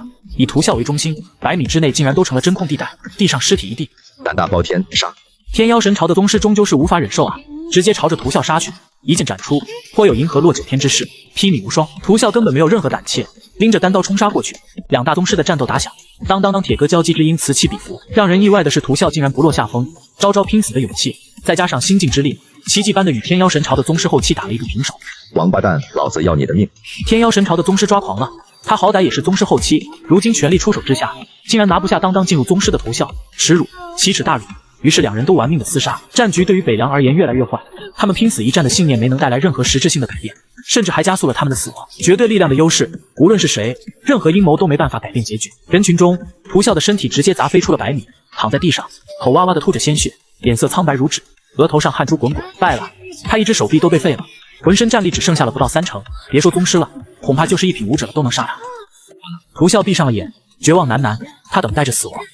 太闹腾了！就在此时，突然之间，一道声音响彻天地，双方加起来接近100万大军，在这一声之下瞬间停战。所有人都不可思议地望着天空，灰蒙蒙的虚空中没有任何异动，可是他们却不敢有任何动作，因为一股无形的巨大压力压得他们有些喘不过气来，甚至双脚发软，几乎要倒在地上。不知道是何方高人，还请现身！半空中擂鼓的大宗师巨头满脸凝重，吼道，一语喝出100万兵，偃旗息鼓。这等的手段连他也毛骨悚然。我家奴才在突破，你们不该惊。又是一道声音如同雷震，而这句话却将众人的心彻底惊爆。他家奴才在突破，所以他出手要制止大战，荒谬霸道！众人敢怒不敢言，这可是双方国战，100万大军的碰撞，死伤无数，竟然还比不过你家奴才的突破重要。阁下是否太张狂了？本座乃天妖神朝拓跋摩大宗师，师承碧海朝圣阁，还请阁下立即收手，否则的话后果自负。拓跋摩咆哮连连，师承碧海朝圣阁的他，自从踏入到大宗师之后，从未见过有如此张狂跋扈之人。面对两大王朝竟然轻蔑如此，当杀！你有这个资格？声音再度响起，紧接着我的身影从北凉城中踏空而出，那一袭白袍夺走了所有人的目光。白袍猎猎，风尘不染，挺拔身躯犹如蕴藏着漫天乾坤，步步如生莲。那俊朗的面容噙着一抹孤傲，仿佛面前的100万生灵在我眼中不过蝼蚁。消沉。可当看清楚来人之后，刚爬起来的屠啸却惊悚吼道：一语震乾坤，踏空如仙人，怎么可能是仙人？他不是废人吗？怎么会拥有如此匪夷所思的手段？屠啸懵了，脑袋一片浆糊。叩拜七皇子！人群中有10几万大军齐齐狂喝，声音震耳欲聋，紧接着冲着虚空中那道飘然身影恭敬叩拜。这些人全部都是小安子这些年所降服的，如今的他们只忠于我，而不知大前王朝还有陛下。屠啸只觉得头皮发麻，10几万大军的叩拜让他更加震撼。这些大军眼中的疯狂与忠诚，简直令他都觉得耸人听闻。萧晨，他到底什么时候悄无声息地掌控了10几万大军，而且他还拥有如此的标准战力？他究竟要干什么？大前王朝七皇子，本座以为是谁，原来是那个废物。如今看来你是在扮猪吃虎，看来是你大前陛下的手段，在本座面前还敢如此的装神弄鬼，找死！拓跋摩轻蔑凝喝，旋即他举起双手，挥舞着鼓槌，朝着战鼓轰然落下，鼓声沉闷，如同是雷公发怒。一道声音下台，甚至连虚空中的乌云都被这道声音给震得粉碎，气势滔天，毁天灭地。声音化作音波，形似一条妖龙，冲着我就杀了过来。所到之处，不断有音爆响起，噼里啪啦，吓人的很。所有人都惊恐地看着虚空中这一幕。原本我只是想你们暂退而已，可你这一击带给天妖神朝的是绝对的毁灭。我从不会允许有人对我出手后人活着。我神色阴沉，缓缓开口，音波妖龙轰在了我的胸膛上，那强大的力量撼动天地，可是却连我的衣角都没能掀起。轰杀而至，却被我体内波动着的力量给尽数崩裂，爆炸连连消弭于半空之中。拓跋摩懵了，他脑子一片混乱，他不明白为什么自己的强势一击，竟然连我的防御都没能轰破。你是先天？陡然，拓跋摩惊悚吼叫一声，虚空中的我冷冽一笑。先天于我而言，不过众生蝼蚁，你没有资格在我面前出手，全废，送你去死，魂魄崩散。我动手了，一方掌印突兀出现在了拓跋摩面前，喷发着无匹之力，将拓跋摩直接抓在掌心中。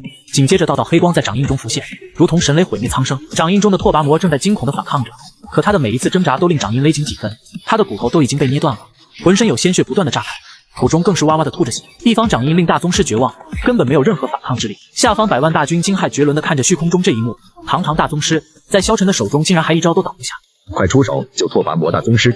天妖神朝有大宗师咆哮，旋即几十万大军、上百宗师、几十位大宗师齐齐冲着空中我杀去。霎时间，漫天风雷遭到攻击破空，铺天盖地，遮天蔽日，仿佛世界末日到来一般。原本就乌云滚滚的虚空，如今更如同被黑暗笼罩。如此众多强者士兵出手，杀威如龙，就算是大宗师，恐怕也得在这杀威之下肝胆俱裂，魂飞魄散。即便是先天，也只能转身就逃，否则的话，一旦被轰中，那就是被崩碎成渣的下场。不好，殿下拖大了。涂啸脸色大变，他知道我很强，可眼下这种情况，几十万大军、宗师、大宗师齐齐出手，就算是真正的先天也必死无疑啊！虚空中看着漫天杀来的神通，我笑了，笑容是那么的轻蔑。这无边的杀机在我眼中太弱了，甚至于我连出手的兴趣都没有，懒得镇压。你们会看到真正的神。我抬手了，一方10丈大小的掌印轰地出现在我面前，璀璨生金，辉煌滔滔，而且在掌心中更是攒动着无数身影。那一道道身影身披袈裟坐下，佛莲双手合十，高悬佛号，神通掌中佛国，道道攻击轰在了掌印上，刹那崩溃，如同米粒之光轰在了陨石上，连一丝涟漪都没能迸发。什么？天妖神朝那些大宗师看到这一幕彻底慌了，他们这些人齐齐出手，凝聚了毁灭之力，就算是先天境的巨头来了，敢如此的拖大硬抗也必死无疑。可萧晨一道神通降下，遮天蔽日，掌中佛国，送尔等入地狱轮回。随着我手掌轻轻一按，那巨大的掌印咆哮降落了，绽放着极为璀璨的金光，掌印中佛影澎湃，整个天地都在此时仿佛凝固了一般。天妖神朝的几十万大军想要逃，可他们的双腿根本没有任何气力脉动，头顶世界已经被掌印囊括，杀落到了他们的头上。他们看到的是无比辉煌，仿佛见证了一个佛陀的国度。佛陀正在宣念佛号，佛音连连，金光攒动，这一切都是那么的慈祥神圣。此时的他们竟然心中没有了畏惧，金光拍在了众人身上，而后整个世界都被金光给侵染，世界只剩下了这一种颜色。北凉的众将士被万道金光刺得连忙捂住眼睛。当他们再次睁开之时，他们所看到的是这辈子都无法想象的一幕。天妖神朝所有大军以及宗师、大宗师此刻全部躺在地上，没有了气息，可他们的脸上却没有丝毫畏惧，有的只是笑容，仿佛他们沉睡在了梦中一般，美梦连连，让他们不忍醒来。而且更重要的是，我这一招完全避开了所有北凉的将士，没有误伤一人，可天妖神朝的人却没有一个活下来。这等手段匪夷所思。空中被手印折磨得几乎崩溃的拓跋摩目瞪口呆地看着这一幕，他已经无法想象我到底是怎样的存在。不，这不可能。如果大前有武王的，为什么不雄霸整个八国疆域？拓跋摩茫然，他不知道我是怎样的境界，可他却知道我绝对超越了先天，最起码也是武王境的五匹巨头。一尊武王足以镇压八国疆域，令所有势力王朝全部匍匐臣服，且没有任何人敢升起丝毫反抗之心。但为何北凉大战几个月，萧晨为何没有任何出手的迹象？明明城都要破了，你也该去地狱追随他们，为他们继续雷果。我转身看向拓跋摩，微微一笑，手掌轻轻一握，拓跋摩的身影爆开了，而后一个虚影从手掌中惨叫钻了出去，却是拓跋摩的魂魄，如今被生生捏了出来。可是魂魄飞出，却从掌印中乍现，道道雷霆之力直接将它缠绕起来，噼里啪啦，雷霆轰炸。那还没来得及逃离的魂魄，就这么被雷霆彻底泯灭，消散于天地间。拓跋摩魂飞魄散。真是抱歉，让你连地狱都下不了。我摇头喃喃道。地上所有北凉大军以及屠啸此刻都是无比的震撼，头皮发麻，心中发颤，不可思议地看着虚空中的我，这竟然是他们的七殿下，那位被挖至尊骨的废物殿下。万岁，殿下万岁，殿下万岁！所有大军此刻轰然跪在地上，冲着虚空中的我狂热吼道，声音震彻云霄破乌云。我背负双手，据空中而立，目光缓缓落在了屠啸身上，眸光没有丝毫波动，平静无比，可却看得屠啸心头发紧，他当即跪倒在地。殿下万岁！我脚尖一点，身影飞掠，消失不见。北凉胜了，大胜，歼敌50多万，上百宗师以及几十位大宗师一战全部陨灭，整个天妖神朝重创，顶尖巨头损失一半，而北凉还留有20多万大军。对比天妖神朝的损失，几乎堪称是奇迹。可是北凉大胜的消息却没有传到帝都，所有大军以及屠啸都不约而同地压了下来，没有禀报。夜晚，我看着睁开眼的小安子，满是笑容。终究是突破，不枉自己出手覆灭天妖神朝大军。殿下，小安子跑到了我面前，满是激动。我轻点头，扔出一本神通，这造化天宫，拿去修炼。第3重的话，应该就能让你恢复。旋即，我进屋，夜光下的小安子手捧着那本造化天宫，双眼热泪盈眶，激动无比。大战结束第3天，屠啸以及已经早就臣服我的2位副将3人结伴来到了我的小院外，院门敞开着，里边宁静祥和。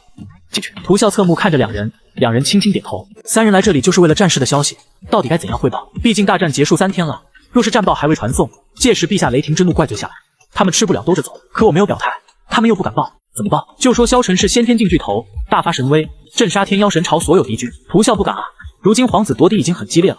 萧晨5年前被贬到这里，一直到现在都被别人视为废人，这到底是他故意为之，还是大前陛下的手段？屠啸不清楚啊，也不敢擅自做主，所以一直拖了3天，直到今天才忍不住找了过来想要询问。3人壮了壮胆子，走入院内。3天前，我神人般的手段他们还历历在目，甚至有可能伴随他们一辈子，那种手段惊世骇俗。院内小安子正在给花浇水，看到屠啸3人后，将水壶放下，笑着走了过去。哟，屠城主怎么来了？有何贵干啊？大宗师。如今的涂啸已经踏破到了宗师之境，他能轻易地分辨出来小安子身上流露着的气息来，是堂堂大宗师之气。涂啸心脏猛然一抽，满眼震撼，他无法想象，连5年前我身旁的小太监，如今竟然都进入到了大宗师之境，这简直匪夷所思啊！不敢，我等3人前来是有要事，请殿下定夺，还请安公通报一声。涂啸连忙抱拳恭敬开口：“宰相门前7品官，这小安子是萧晨的人，仅此一笔，他涂啸就得谨慎对待。”更别提小安子本身又是大宗师了。安公公，其他2位副将也是激动的抱拳。他们2人当初都是听了小安子的话，如今也算是萧晨的人，等同于一步登天，2人怎能不感激？行，等着吧。小安子咧嘴笑道，转身进了屋子。屋内我正躺在摇椅上，端着一本古籍翻看着，身旁一杯茗茶，缓缓冒着热气，散发着沁人心脾的茶香。小安子询问过后，我点头示意涂啸3人进来，不过手中的古籍依旧没有放下。这3人还没资格让我起身招待。涂啸3人走入屋内，没有任何犹豫，直接单膝跪地。属下拜见齐殿下。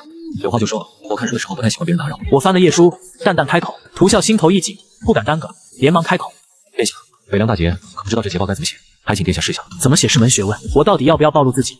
涂啸必须搞清楚，否则的话，他连死都不知道怎么死。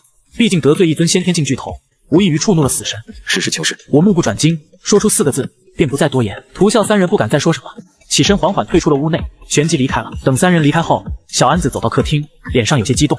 殿下，咱们这是要为重回帝都做准备了吗？回帝都？我冷哼，帝都是要回的，可我回去的本意与别人所想完全不同。若是在别人看来，我若是回去，那是秉承着泼天功劳，而且本身又是一尊先天境巨头，只要回去，那尊皇位就非我莫属。可我在乎吗？区一尊皇位，对于如今的我而言，不过是繁杂之物。以我5尊的修为，若是我想费些手段镇压半座北境，又何尝不可？行了，不该你操心的少操心。我冷淡的回了句。小安子浑身冒冷汗，不敢再言语，连忙转身退去。什么时候主子的事情需要他来评头论足了？想到这里，小安子感觉到心间发颤。2天后，大前帝都皇宫大殿，满朝文武站立2面，龙椅之上，大前陛下手捧着一道奏折，身子止不住的颤抖，眼珠子鼓动着。他看着奏折上的字，大脑都空洞了，浑身如同被雷击了般，整个人足足几分钟都没能反应过来。满朝文武也懵了，他们这位陛下到底是怎么了？究竟是怎样的奏折，竟然能令他足足半晌不说话？多大的事情？陛下将奏折合上，力气十足，紧接着他缓缓起身，深吸一口气，将自己内心的震撼与沸腾压下。诸位，北凉大捷，天妖神朝50多万大军，上百位宗师，几十位大宗师尽灭，从此之后，边境再无战事。大前陛下几乎是用喊了，将这些话喊出来，整个大殿彻底炸开了锅。陛下英武，万岁！大前万岁！阵阵拍马屁的声音接连不断的响彻在大殿内，满朝文武都激动得无法自已。这种彪炳战绩，大前王朝创立至今都前所未有啊！仅此一样，大前陛下便可流芳万世，令后代敬仰。遭受到如此重创，天妖神朝实力暴跌，甚至于大前王朝可在此时乘胜追击，有极大可能将天妖神朝彻底屠灭。陛下，不知道这一战是谁所为，泼天之功啊！人群中，当朝太师王太岳上前一步，抱拳问道：“谁的功？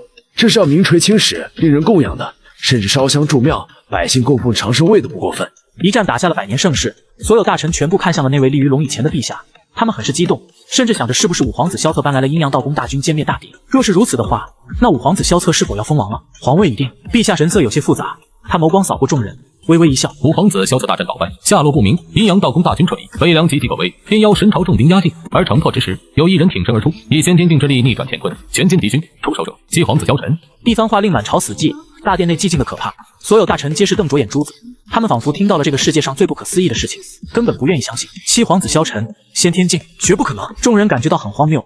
5年之前，萧晨觉醒至尊骨，堪称一代天骄，可自从至尊骨被挖，他一身气血枯败，境界跌落，已然沦为废人。否则的话，陛下为何要将他点到北凉那个战乱之地？5年过去了，他音讯全无，众人都将萧晨忽略。可突然之间，有人告诉他们，这个废物如今成了先天，8国疆域内先天境，那就是当之无愧的绝代霸主。无人敢掠其胡须，管他什么王朝也好，宗门也罢，没谁敢胆大包天去得罪一尊先天境巨头，这便是先天的威势。你们觉得孤在消遣你们？大前陛下眉宇间充斥着冷漠之色，声音冷冽如同寒冬。众人皆是一颤，连忙抱拳道：“不敢。”这里是什么地方？堂堂大前王朝的皇宫大殿，神圣庄严，他们哪敢有丝毫乱想？我同样没想到7皇子萧晨远赴北凉，却得到天大机缘，如今更是成为我大前王朝中唯一一尊先天境，又恰逢立下这泼天功劳，当上，传令下去，北凉城主涂啸功勋卓著，特封维护国侯，赏黄金10万两，不薄千匹，其他将领兵部封侯嘉奖。说到这里，大前陛下顿了顿，众人都是呼吸发底，他们知道该到了给萧晨功劳之时了。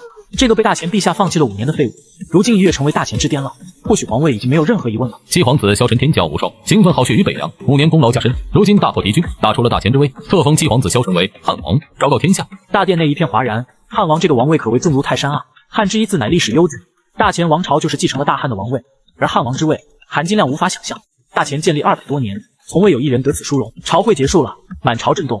萧晨为汉王的消息也在第一时间飞到了所有皇族以及那些名门望族耳中。特意传出的还有萧晨是先天境巨头的消息，一时间整个帝都一片哗然。御书房，大前陛下脸色阴沉，坐在书桌后，面前站着当朝太师王太岳、太子太保孙伯符、武威王萧战三人。陛下封萧晨为汉王，是否过于众望？老臣担忧此事会令皇子之间爆发大冲突，毕竟皇子中还无人封王啊。即便封王，也不该如此重位。孙伯符深吸一口气，抱拳走出。大前陛下抬眼默然看了看，突然笑：“那爱卿告诉我，我该怎么办？如今萧晨携经史之功，又是先天巨头，即便是勾镇皇位给他又如何？”话未落音，王太岳也踏出一步：“陛下，七皇子功劳着实大，可陛下想过吗？如今北凉城内兵马强盛，万一七皇子心生歹意的话，毕竟七皇子被陛下派到北凉5年，这5年内他心中到底有没有怨恨？这些我们不得而知。一旦生怨，陛下再封为汉王，他本身又是先天境，届时威震天下声威。他若借此机会挥动北凉大军起兵造反，那可就糟了。上逼帝都清君侧，便是面对天下，他也有足够的造诣。”王太岳的话令大前陛下的眸子微微眯了几分。皇兄，一旁久久未开口的武威王萧战也抱拳开口了：“萧晨这孩子修为惊人，封王也没什么不同。不过太师说的不能不防，汉王固然要封，可北凉边权必须夺回来。如今的北凉形势恐怕已经掌握在萧晨手中，屠孝已经没有任何力度可言了。皇兄可派人前去北凉封王，然后令萧晨回帝都接受犒赏。届时他孤身一人前来，若是依旧忠心耿耿，即便是皇位继承人，他依靠着不世之功也可做。若是他有其他心思，即便他是先天境强者，我大前也没有自己的先天，可其他宗门也有几位巨头坐镇帝都。”萧战的话令众人都是连连点头。你们都想得太多了，不过就按你们的意思办，令三皇子检举北凉，暂不封命。陛下英明。三人齐呼之后，退出御书房。皇宫内三人并肩而行。陛下好手段啊！三皇子萧衍乃是通天阁阁主的内门弟子，修为卓越，3月前刚突破到宗师，他去北凉最合适不过。毕竟那通天阁阁主乃是先天境巨头，而且突破多年，修为浑厚，萧晨得忌惮3分。王太岳感叹道：“帝王心术，权谋决断，这位大前陛下绝对是大前历朝历代以来最为娴熟的。”满朝文武被压得心服口服。是啊，咱们陛下心中早有决断，可就是要借着咱们3个人的口说出来，这样才是最佳时机。孙伯符也笑了，他们跟随了陛下多年，很清楚陛下心中到底想什么。萧晨的事和实力都到达了一个顶点，不得不防啊。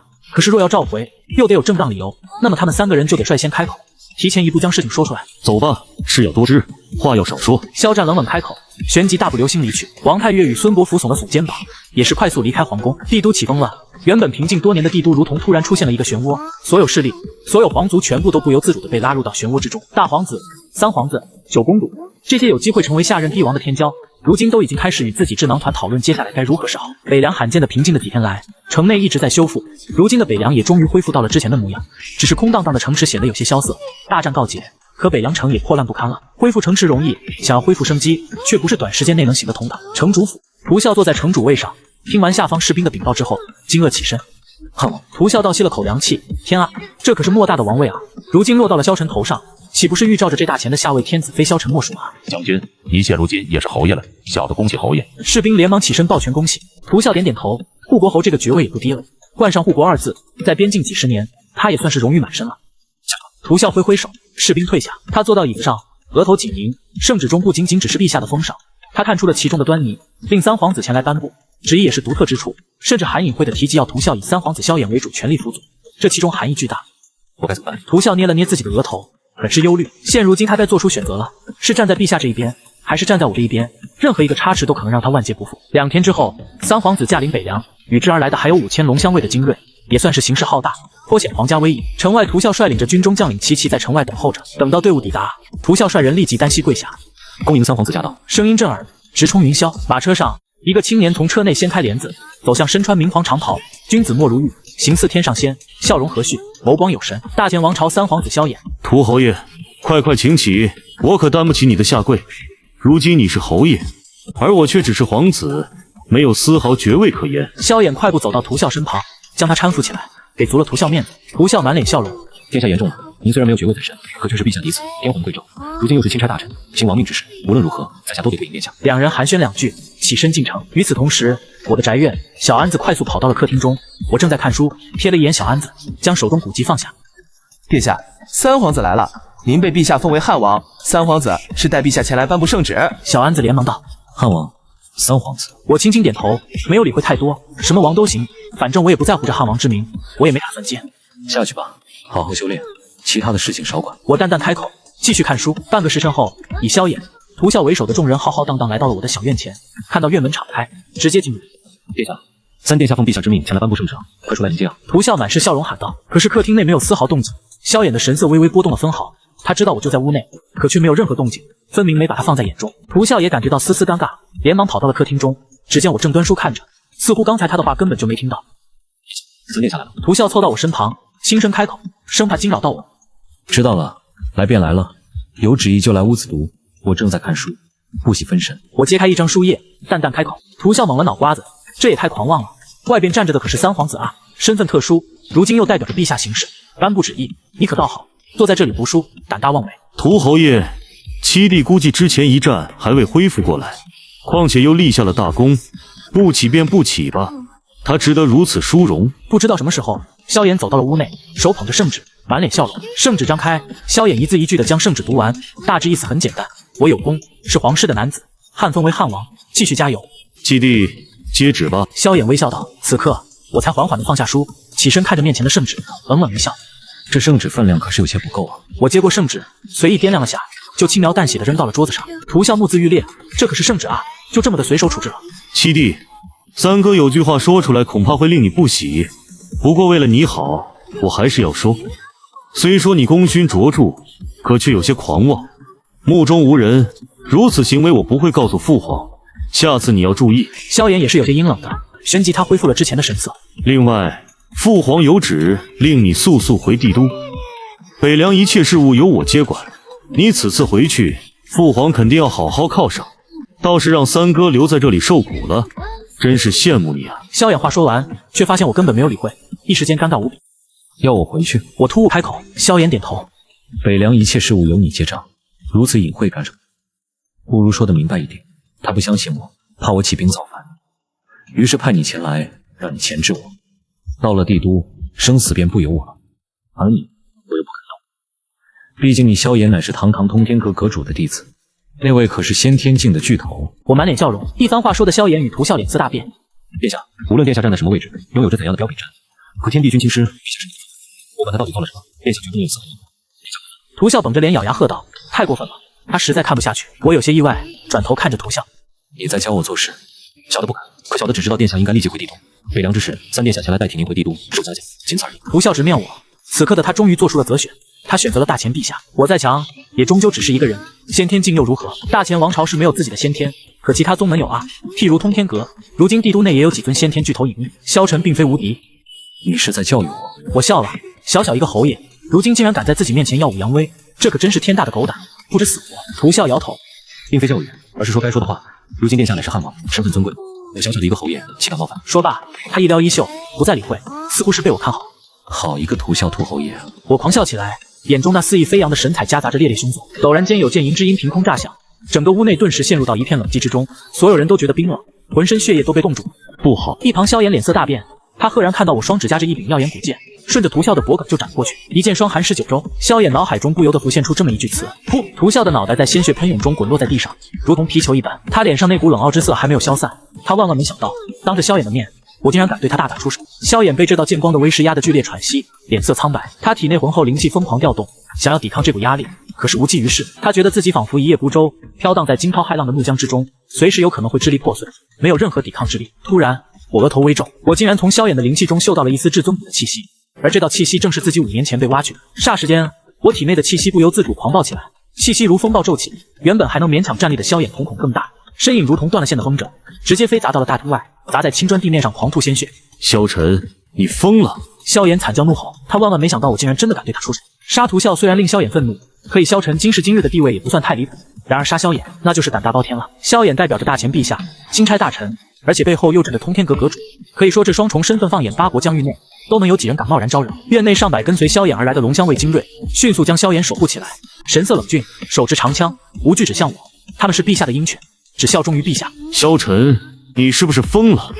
别以为是先天境就可以无视一切，立即跪下，束手就擒，否则的话，你必死无疑。萧衍爬起来，狰狞着欺人太甚。我背负双手，背后诛仙剑漂浮引动，随时有可能会纵剑杀去，悬在半空，令人惊心胆战。我原以为我体内的至尊骨是萧策背后之人出手挖取，可却没想到原来是你这个鼠辈所为。我的话令原本神色狰狞的萧衍顿时惊呆。不，你胡说！你至尊谷那是先天境巨头出手夺取，连父皇他们都这么说。5年前我才什么修为，宗师不到。萧晨，你若想开脱自己的罪名，也得找个好借口。如此胡言乱语，真以为大前无人能镇压你？萧衍慌乱吼道。只是他的话并没能令我有丝毫神色波动，只是轻蔑一笑。只触碰过我的至尊谷残留有气息，我便能察觉出来。看来我的至尊谷是通天阁阁主摘走了。不过我有些疑惑，他摘走我的至尊谷给了谁？我缓缓踱步上前，至尊谷的气息我绝不会弄错，不管是不是通天阁阁主摘走了，总之萧衍逃脱不了，他肯定触碰过。杀！快给我杀了他！萧衍突然咆哮，下一秒，在龙香卫精锐杀出去的那一刻，他转身就逃，根本不敢再有丝毫停留，身影宛若极光般逃离。杀杀杀！上百龙香卫精锐齐齐出手，声势也算是惊天动地，杀进一个不留。我身影诡异消散，只留下一番话：龙香卫又如何？死！话音未落，我背后的空气猛然震颤，一声清越至极的剑鸣声响彻小院，悬于半空的诛仙剑并未出鞘，仅是微微一震，一道璀璨到令人无法直视的寒芒便横扫而出。时间仿佛在这一刻凝固，那上百名气势汹汹、面目狰狞冲杀而来的龙香卫精锐，身形陡然僵硬在原地，就连他们脸上那股即将嗜血的狂热表情都定格了。下一秒，噗噗噗，上百颗头颅齐齐冲天而起，断颈处的鲜血如同数百道喷泉同时爆发，在空中交织成一片凄艳的血色帷幕。一剑百人斩，连惨叫声都未曾发出半点。这支号称大前最精锐的皇家卫队，便已化作满地残尸。而此时，早已燃烧精血遁出10里之外的萧衍，正满脸冷汗的回头张望，看到身后并未有人追来，他心中狂喜。蠢货，居然不追！只要我逃回帝都，请出师尊，定要将你碎尸万段。然而，他嘴角的狞笑还没来得及完全绽放，头顶的苍穹突然暗了下来，一只完全由金色灵力凝聚而成的遮天巨手，无视了空间的距离，直接击碎了虚空，带着不可违逆的煌煌天威，像抓一只小鸡仔般，一把将正在飞遁的萧衍握在掌心。不，这是什么手段？放开我！萧衍惊恐的尖叫，护身法宝在巨手面前如同纸糊般寸寸崩裂。回来！我站在小院中，对着虚空轻轻一扯，轰！一道人影从虚空裂缝中被硬生生拽出，重重的砸在满是血污的泥地上，激起一片尘土。正是刚才还在庆幸逃出升天的三皇子萧衍。此刻的他锦袍破碎，披头散发，哪里还有半点天皇贵胄的模样？萧衍浑身颤抖，看着周围满地的无头尸体，再看着眼前那个白衣胜雪、滴血未沾的我，心理防线彻底崩塌。别杀我！我是钦差，我是你三哥，我是父皇派来的，你杀了我就是谋反，通天阁不会放过你的。萧衍手脚并用向后挪动，涕泗横流。我一步上前，毫不留情的一脚踩在他的胸口，咔嚓，胸骨碎裂的声音清晰可闻。萧衍发出一声杀猪般的惨叫。既然你身上沾染了我至尊谷的气息，不管你是主谋还是帮凶，这因果你都得拿命来还。我无视了萧衍那杀猪般的惨叫，掌心之中涌出一股霸道的吸力，直接扣在了他的天灵盖上。搜魂！既然他不肯说实话，那我便自己看。随着神魂的强行入侵，萧衍的双眼瞬间翻白，身体剧烈抽搐，口吐白沫，记忆的碎片在我脑海中飞速划过，终于定格在一幅画面上。通天阁顶层，那个被誉为大前守护神的老者，正贪婪地将一块散发着至尊气息的骨头植入自己的体内。原来如此，通天阁主！我冷笑一声，收回手掌。此时的萧衍已经神志尽毁，像一条死狗般瘫软在地。下辈子别生在帝王家，也别惹我。话音落，脚下劲力一吐，这位平日里高高在上，以此行来北凉镀金的三皇子，胸膛彻底塌陷，心脏爆裂，当场气绝身亡。小院内终于恢复了死一般的寂静。3天后，我扶了扶衣袖，正准备回屋喝口热茶，眉头却微微一皱，10几道漆黑的影子如同鬼魅般从院外的阴影中窜出，带着必死的决绝与凌厉的杀机直扑而来。是通天阁暗中保护萧衍的死士，亦或是其他势力安插的眼线？真是没完没了。我眼中闪过一丝厌烦，刚才杀了一批龙香卫，现在又来一批死士。这北凉城虽偏远，却像是一个巨大的漩涡，无论我如何展示力量，总有这些不知死活的苍蝇为了所谓的皇命、赏赐或是忠诚，前赴后继的来送死。命！我连手指都懒得抬，只是心念一动，悬浮在半空的诛仙剑再次嗡鸣，化作一道流光在院中绕了一圈，扑通扑通，10几具尸体还没落地，就在半空中被剑气搅成了血雾，连渣都不剩。世界再次安静了，但这股血腥味却让我彻底失去了继续苟在北凉的兴致。我看着这住了5年的茅屋，突然觉得索然无味。只要那个坐在龙椅上的老东西一天不死，只要通天阁那个老爷还活着，这种苍蝇就会源源不断的飞来。我若是继续留在这里，只会把这处清净之地变成修罗场。既然清净求不来，那就杀出一个清净。小安子，奴才在。小安子一身血气，恭敬地跪在身侧。去，把那个……我指了指地上萧衍的尸体，又指了指不远处屠啸的脑袋。把这2样东西打包带上，另外把那道封我为汉王的圣旨也带上。小安子一愣，随即眼中爆发出狂热的光芒。殿下，我们要去哪儿？我抬头，目光穿透了北凉的风沙，遥遥望向那座繁华米丽、充满了阴谋与算计的帝都。回京。